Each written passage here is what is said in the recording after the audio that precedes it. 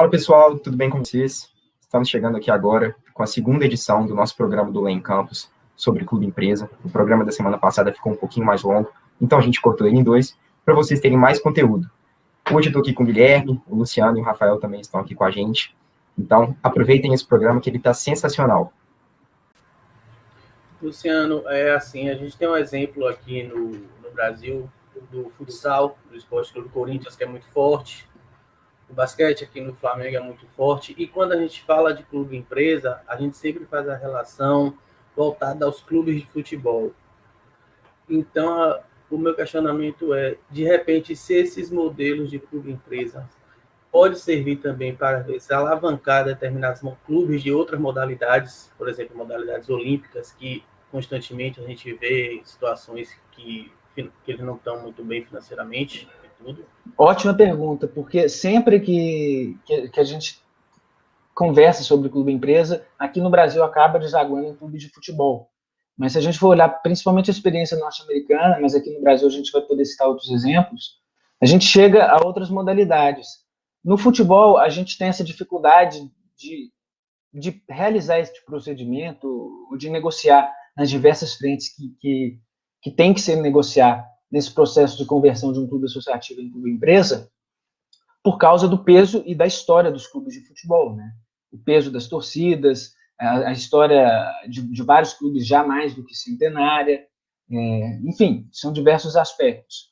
Mas quando a gente vai para outras modalidades, em que pese muitos clubes de futebol serem também clubes polidesportivos, como o Flamengo, como o Botafogo recentemente tinha um time competitivo no basquete, mas enfim, outros, o Vasco também já teve, o Atlético Mineiro também já teve um time de futsal, o Atlético Pax de Minas. Então, assim, em outras modalidades, essa possibilidade seria até mais simples. Mas eu acho que o que falta, principalmente, é essa visão do que seria e do quão complexo é a questão do clube empresa. Porque quando a gente pega a experiência norte-americana, para a gente ter ideia, não basta eu ter dinheiro, ou eu querer fazer parte, ou eu querer comprar um time de basquete. Não basta eu ter dinheiro para criar um time de basquete. Eu não posso chegar lá e falar, olha, eu quero criar um time de basquete e pronto. Tenho dinheiro, sou um multimilionário dos Emirados Árabes e pronto, vou jogar $1 bilhão de euros aqui nesse time de basquete. Não, você não vai conseguir. Por quê? Primeiro, é um sistema fechado, né? É um sistema que, para que você consiga entrar, eles fazem diversas pesquisas, e quando eu falo pesquisas, eles fazem pesquisas no âmbito acadêmico, financiado por alguma outra universidade que tenha destaque nessa área, ou eles fazem essas pesquisas, esses planejamentos estratégicos, para se perguntar, em primeiro lugar, qual cidade que você quer levar esse time de basquete? Eu quero levar para a cidade X. Será que lá já tem algum time de basquete? Se não tiver, é uma cidade que consegue sustentar um time de basquete numa liga top, que nem é a da NBA? É uma cidade que tem uma projeção de consumidor, de torcida, uma projeção de crescimento, apoio público, porque não adianta eu ter dinheiro e ter torcedor, mas a iniciativa pública não auxiliar. E nos Estados Unidos isso acontece também. Né? Às vezes a gente pensa que lá é tudo iniciativa privada, não. Vários estádios, a maioria dos estádios norte-americanos, ultramodernos, foram financiados com dinheiro 100% público. Então, assim, faça uma série levante-se uma série de questões para ver se aquele clube que vai surgir naquela localidade, ou que vai se transferir para aquela localidade, ele é sustentável. Então, essa conversa de clube-empresa para outras modalidades, ela assume uma acepção muito mais forte, porque é inconcebível um Flamengo sair do Rio de Janeiro e ir para Vitória, no Espírito Santo, por exemplo, que não tem nenhum clube na Série A. Né? Ou mesmo um Vasco, um Fluminense, um Botafogo. Mas, em se tratando de outras modalidades, isso já é mitigado, a gente já consegue fazer essa transição de uma forma muito mais simples. Então, falta essa visão mais profunda nas outras modalidades. Eu acho que talvez pelas outras modalidades ainda não terem conseguido atrair de uma forma massiva o público brasileiro, ainda existe muita insegurança jurídica da gente ter, por exemplo, uma Brahma abraçando um clube, ou criando um clube mesmo, ou do Banco Itaú criando um clube de vôlei, criando um clube de basquete, de futsal e por aí vai. de forma que os principais clubes, ainda que não sejam clubes de futebol dessas modalidades, são clubes esportivos, né? É um Pinheiros da vida, é um Minas Tênis Clube da vida. São eles que, a longo prazo, conseguem se sustentar nessas modalidades, digamos assim, olímpicas, né? Mas, assim, não são todas essas modalidades desportivas que se impera essa visão. Por exemplo, no eSports, a gente tem conseguido observar a formação de clubes-empresas, entre aspas, o que seria nada mais, nada menos que clubes, ou que, enfim, times que disputam essas modalidades, que já adotam uma estrutura empresarial. Né? Até porque a veia empresarial no esportes ela já é muito forte. Então, a presença de sociedades empresariais em esportes ela é praticamente majoritária. Né? Eu não vou falar 100%, porque pode ser que tenha algum exemplo que derruba essa minha afirmação, mas majoritariamente são sociedades, já são clubes e empresas. Né? E se a gente pegar o rugby e o futebol americano, existe também um terreno fértil para que se caminhe nessa direção. Mas o brasileiro ainda não tem esse costume também de lidar com o esporte de uma forma comercial. Então, até naquelas modalidades em que a projeção ela é alta, a cultura ainda brasileira, ou essa mentalidade de sempre criar um laço afetivo, ou de não ter dado aquele ainda voo, a gente ainda está no voo da galinha no futebol americano ou no rugby, dificulta a adoção dessa modalidade, porque é uma modalidade que exige investimento alto, exige uma resposta, uma projeção de crescimento a médio e longo prazo. Então, não é tão simples também. Exige um certo grau de organização, e que eu acho que o Brasil ainda é extremamente carente. Né? Diante disso, o senhor tocou até num ponto importante, que você falou o peso da camisa, a competitividade dos clubes brasileiros e tudo. Agora, voltando até para o futebol, temos agora o exemplo que tá do Red Bull Bragantino, né? Ele você está seguindo pelo menos um modelo de gestão, clube empresa, assim, e ele, assim, é um clube que, até no modelo de contratações, ele está contratando jovens atletas para no futuro ter uma venda. Vamos ir agora para as grandes equipes. O senhor, na sua visão, acredita que até, vamos dizer, os grandes clubes virando clube empresa, eles perdem um pouco dessa competitividade esportiva, porque eles vão ter uma visão, querer ter uma visão empresarial, visando lucro, ou vão conseguir, paralelamente, ter competitividade e visão empresarial? Bom, o caso do Red Bull Bragantino, ele ainda não veio à tona de uma forma organizada assim na mídia.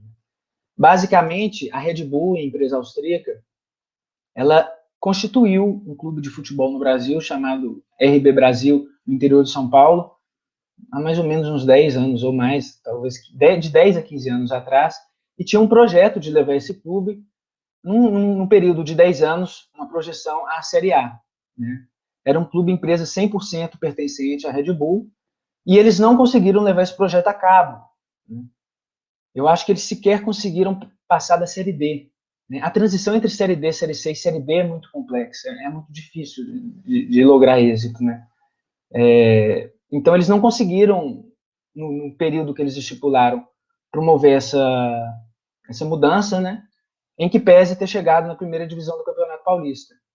E aí eles partiram para uma segunda empreitada, que foi se associar a um clube que já estivesse numa condição satisfatória, numa Série B, ou constantemente, periodicamente, disputando uma Série B da vida, e que tivesse digamos assim, uma estrutura associativa não tão complexa, porque apesar de existirem clubes de menor porte, às vezes a estrutura associativa desse clube de pequeno porte, que ele é de pequeno porte se comparado a um Flamengo no Rio de Janeiro, mas na cidade que ele é sede, ele é um clube de grande porte, né? Porque ele é o principal clube da cidade.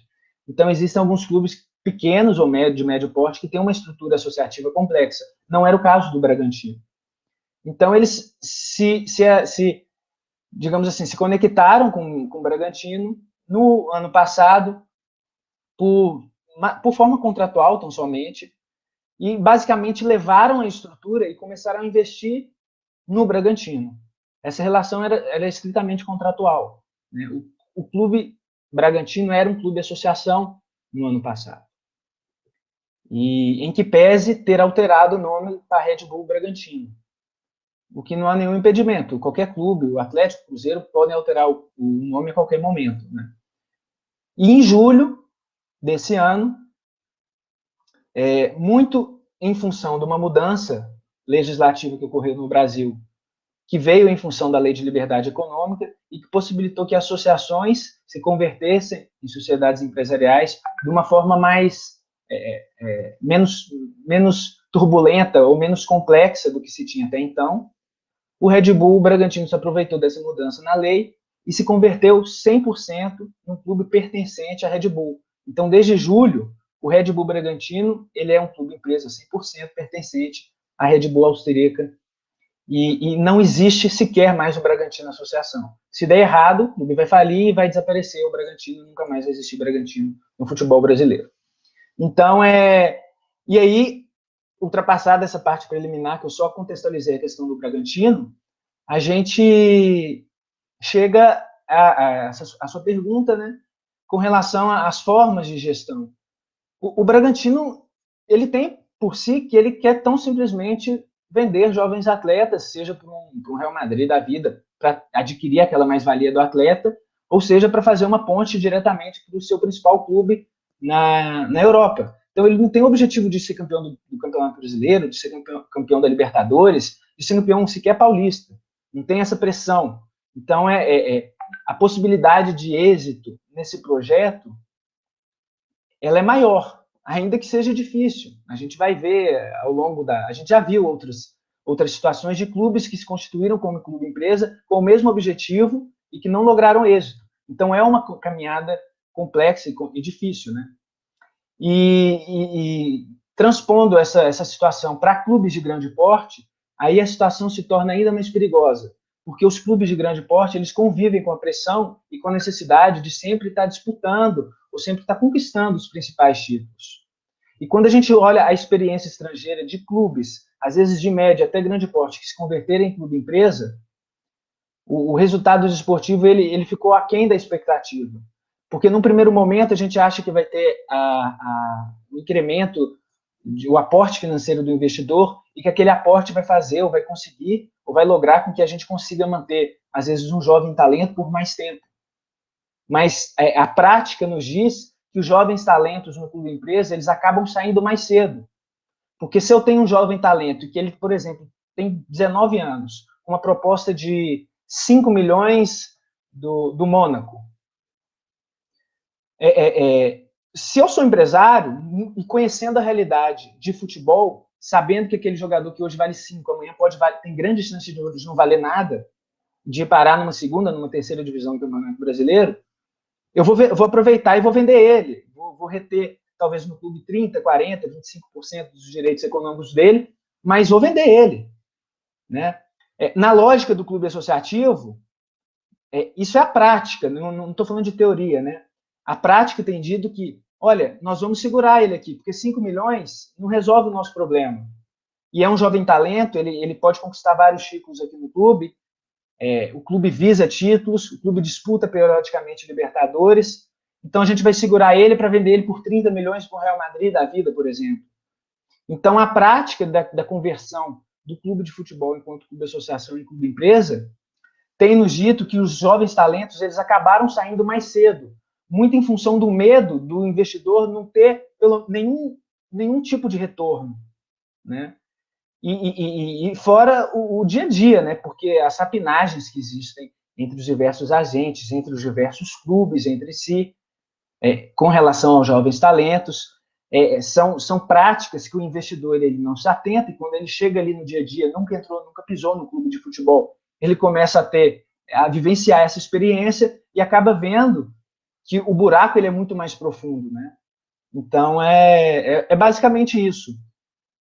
A projeção de título, conciliar título, resultado desportivo, resultado administrativo, é uma equação complexa, colocar isso na balança é uma questão complexa, e com relação a reter talentos, a prática tem nos dito o contrário do discurso que tem chegado aos nossos ouvidos, né?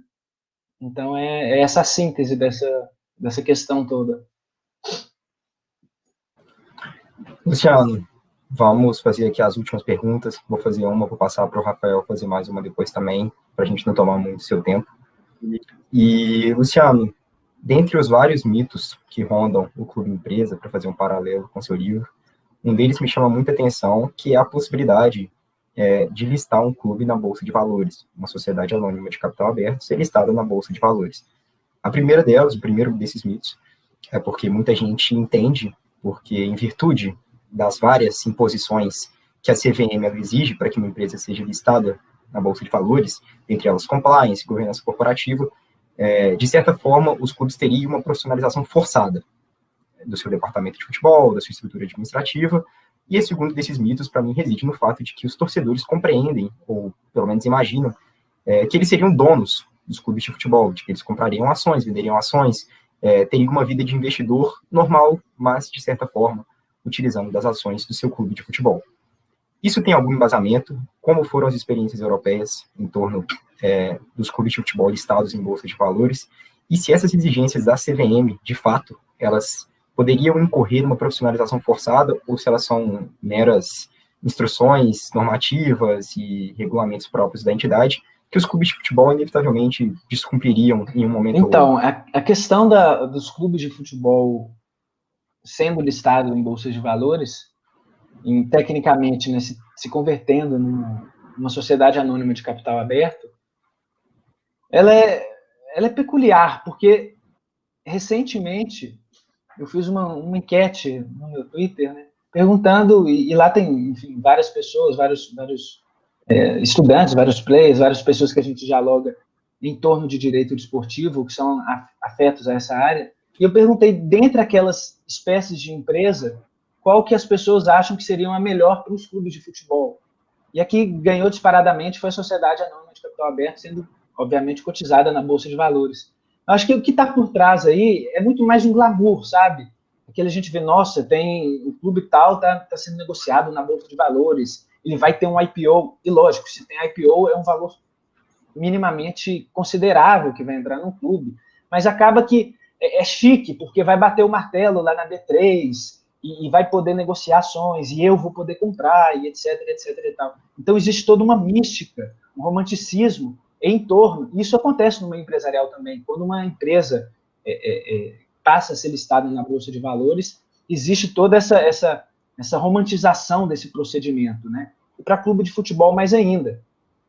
Mas quando a gente olha a realidade europeia, né, porque os clubes também atravessaram foram atraídos para as bolsas de valores, e essa história começou na década de 80 na Inglaterra, porque os clubes estavam passando por dificuldade financeira e uma dificuldade gerencial. A década de 80 foi catastrófica na Inglaterra, seja do ponto de vista administrativo dos clubes de futebol, por N outros fatores que não vai dar tempo da gente explicar agora, mas até mesmo por questões estruturais, né? Os problemas com os hooligans, com os torcedores organizados, enfim, diversos problemas, N problemas muito mais complexos, permeavam o futebol inglês nessa época, e os clubes acharam que ao cotizarem as suas ações na Bolsa de Valores, eles receberiam um IPO muito grande, eles estariam sujeitos a normas e a regras muito mais complexas e sofisticadas, e que isso forçaria os clubes a terem melhores administradores, a terem melhores gestões, e por estarem cotizadas na Bolsa, eles iriam, pelo menos tendencialmente, gerar lucro para se distribuir entre esses acionistas, né? Mas na prática não aconteceu nada disso. Os clubes continuaram mal geridos, continuaram mal administrados, tampouco geraram lucro, né? Então ficou uma situação. Eu estou sujeito, basicamente assim, eu estou sujeito a uma estrutura mais complexa, porque se vincular a uma bolsa de valores gera complexidade, e eu falo complexidade até do ponto de vista prático, né? Você vai precisar de novos profissionais, existe um incremento financeiro custoso, salvo o melhor juízo, na Inglaterra, por ano, só para você sustentar alguma empresa na Bolsa de Valores, você tem que pagar em torno de R$1 milhão por ano, né? Então, existe prós e contras, mas existe também essa dificuldade financeira. E os clubes, eles acabaram percebendo, por N fatores também, alguns práticos, outros técnicos, outros de cunho econômico, que permanecer em bolsa de valor não traz nenhum atrativo para o clube, não gera tanta coisa positiva assim quando que se pressupunha. Porque quando uma empresa ela abre o seu capital na bolsa de valor, ela quer basicamente duas coisas. Ou ter direito a um IPO bacana para fomentar e para crescer o seu negócio, ou então ela quer se sujeitar a uma normatividade ou uma regra, ou um regramento mais complexo, mais sofisticado, para passar a imagem para o mercado de maior segurança. Então, veja bem, eu sou uma empresa, estou na Bolsa de Valores, já se pressupõe que eu sou uma empresa organizada, né? Então, essas são as duas principais razões para que as empresas busquem abrir seu capital na Bolsa de Valor. E essas duas questões não aconteceu para os clubes de futebol, né? Os IPOs não foram tão relevantes assim, alguns até bem inferiores, né? Com exceção de uns ou outros. E essa questão, essa melhora na administração, ela não se deu. E muito em questão do que você falou na pergunta com relação à governança corporativa e compliance, que a compliance acaba sendo um instrumento da governança corporativa. É impossível a gente impor instrumentos de governança corporativa de fora para dentro, né? Isso é um movimento que tem que vir de dentro para fora dos clubes. Então, não é nenhuma normatividade, nenhum pacote de governança que eu estou comprando no varejo, como se fosse uma laranja no supermercado, que vai alterar uma prática cultural que já se arrasta por anos, não só no clube de futebol, mas no gestor brasileiro, seja ele privado ou público. Nós temos uma certa debilidade nesse aspecto, se comparado com os ingleses, se comparado com os alemães. Então, eu faço esse questionamento. Se na Europa não se conseguiu perceber essa evolução, partindo-se de gestores mais eficientes, entre aspas, que têm uma caminhada comercial muito mais extensa do que a brasileira, por questões históricas e sociais, o que a gente poderia dizer do Brasil, né? Recentemente, o Paraná tentou fazer uma movimentação semelhante, mas trocou os pés pelas mãos, fez uma forma completamente atabalhoada, e recentemente foi multado pela CVM sem sequer ser um clube empresa. Então a gente chega a essas situações esdrúxulas às vezes, né? Foi multado, salvo o melhor juízo, em R$500 mil, em R$500 mil, alguma coisa assim. Então, assim, e para concluir esse raciocínio, percebendo isso, e o que fundamenta essa sensação dos clubes europeus, são diversos fatores de cunho prático, de cunho jurídico, de cunho econômico, de cunho administrativo. Os clubes saíram da Bolsa de Valor mais rápido do que entraram na Europa.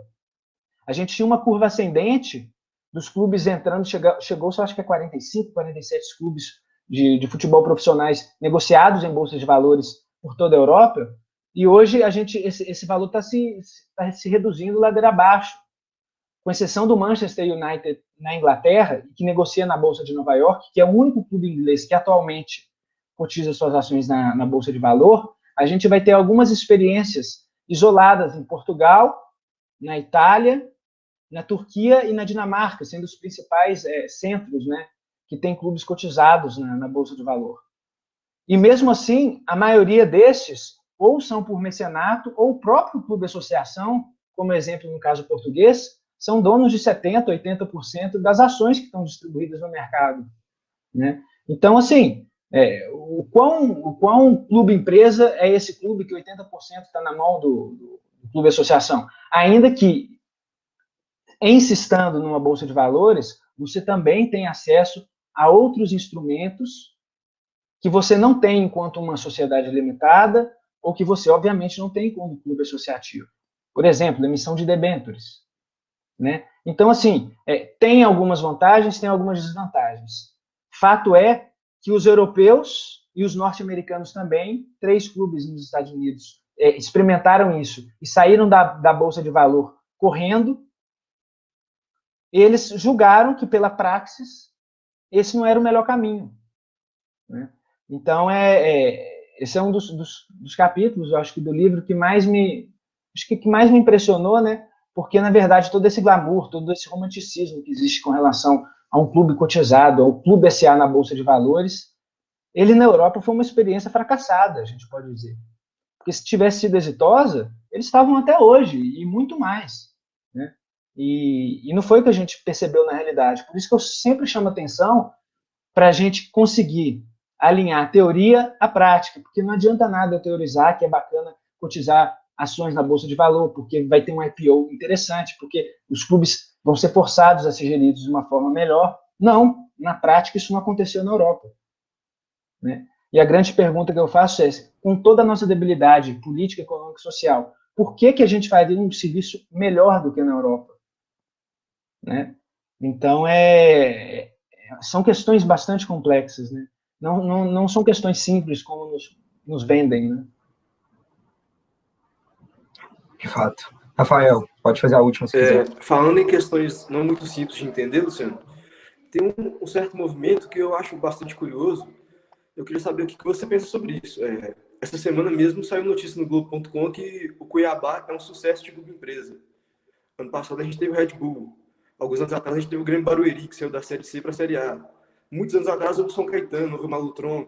O que justifica esses clubes terem um sucesso repentino, um sucesso muito rápido, de subirem vários escalões e de repente caírem na mesma velocidade até desaparecerem?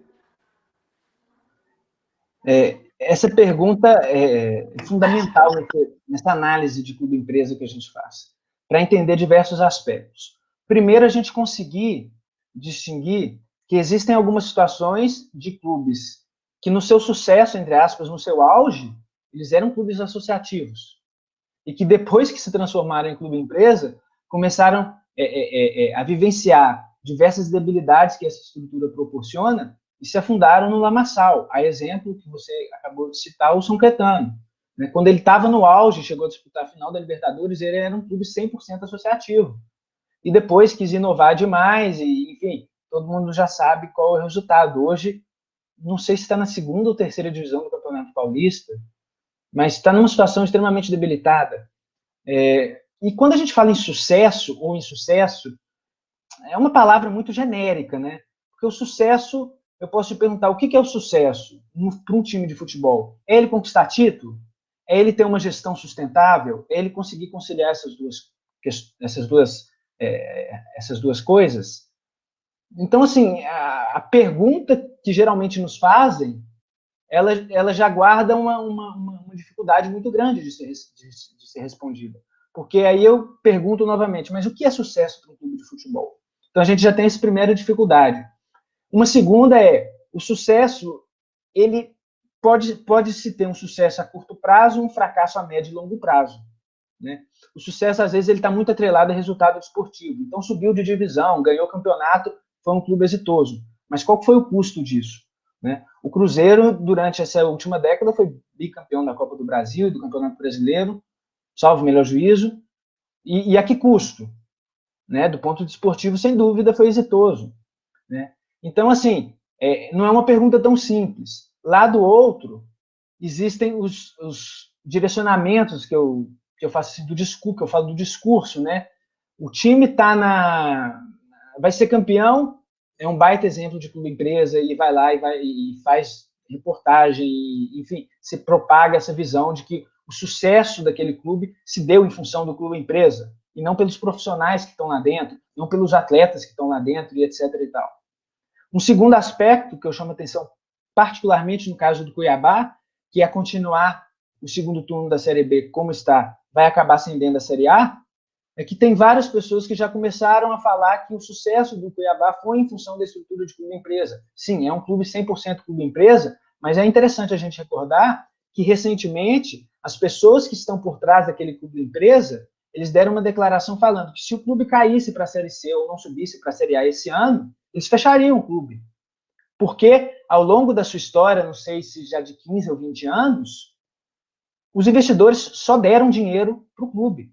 Eles não conseguiram recuperar nada. E isso responde um pouco à razão pela qual vários clubes de futebol, que são clube-empresa, têm aquilo que eu chamo de voo de galinha, né?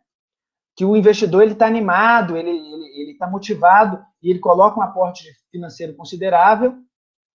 E muitas das vezes, se ele é uma pessoa que não conhece futebol, ele acaba percebendo ao longo da sua jornada que clubes de futebol são tendencialmente deficitários e dificilmente ele consegue recuperar esse investimento.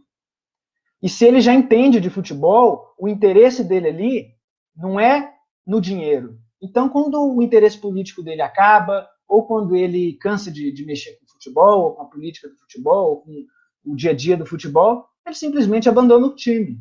Então, assim, são várias as razões que explicam o porquê de vários clubes e empresas darem esse voo de galinha, e são várias os direcionamentos dos discursos para tentar explicar o porquê que aquele clube está sendo exitoso, e ele é clube empresa ou ele é clube associativo. Não.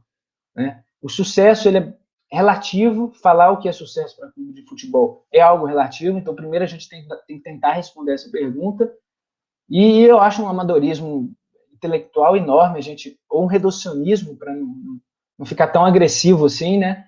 É enorme a gente concluir que um time ganhou tal título ou se ascendeu a tal divisão pela estrutura jurídica dele, e não pelos profissionais que estão lá dentro, ou pelos atletas que estão lá dentro. Parece que muito mais importante do que um treinador competitivo, atletas competitivos, uma estrutura administrativa interessante, é a gente ter uma sociedade limitada por trás, uma sociedade anônima por trás, e eu acho que é uma completa inversão de valores, né?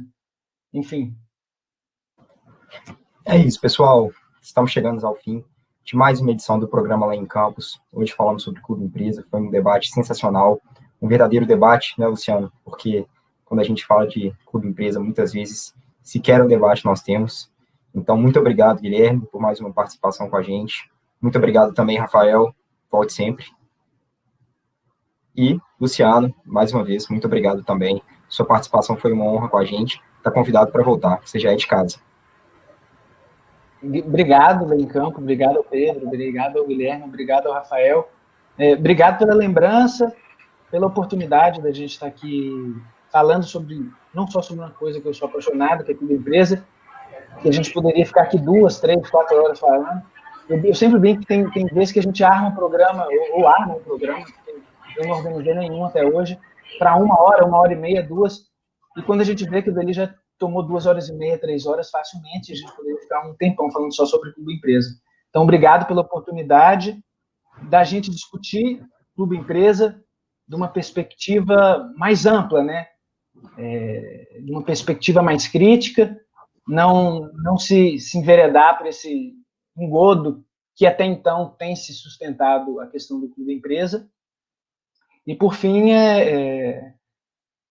parabenizar e reforçar que vocês continuem com essa iniciativa, porque da mesma forma que talvez eu e outras pessoas consigam inspirar minimamente vocês hoje em dia estão inspirando outros colegas de vocês que assistam o programa e que veem que dia a dia vocês estão crescendo e se sintam inspirados também para entrar nessa área ou para continuar a caminhada deles em outro ramo do direito.